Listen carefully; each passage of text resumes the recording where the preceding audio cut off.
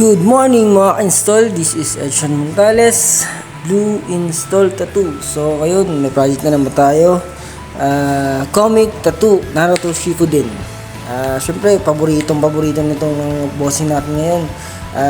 Simula sa una, yun pa rin yung paborito niya. So tara, samahan nyo ako guys. Nag-edit ako ngayon. At ayun, dahil dito tayo sa work, manghihiram na naman ako ng PC ni boss dahil tayo ay mag-i-edit at mag-print ng gagamitin natin stencil. So samahan nyo ako, let's see! At sana po suportahan nyo ako at patapusin itong video na to. Salamat!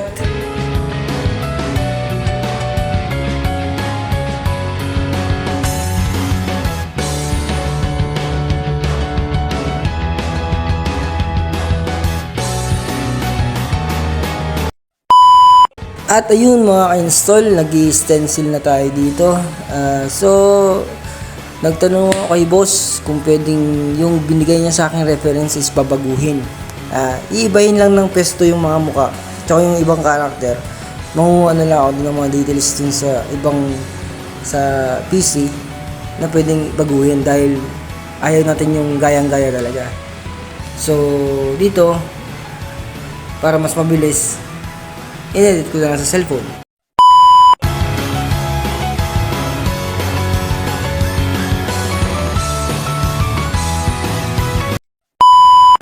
Bulaga!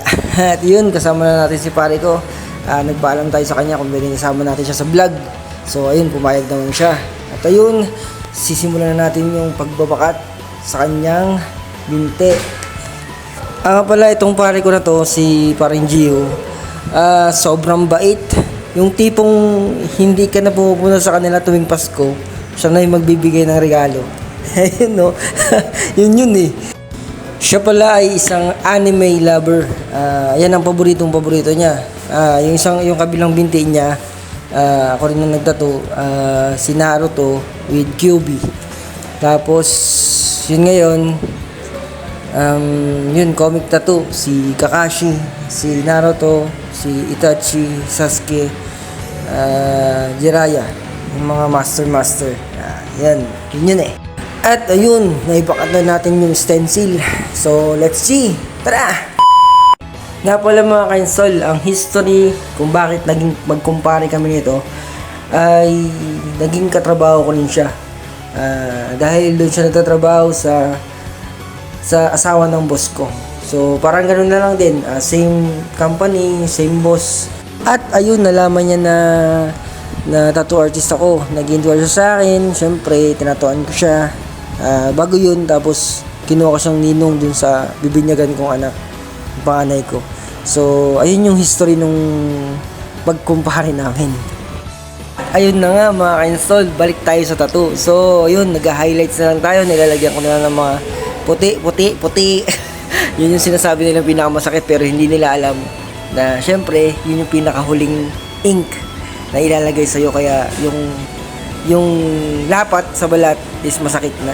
So ayun mga ka-install, maraming salamat sa mga taong sumusuporta sa akin, mga nanonood sa aking mga video. Maraming salamat.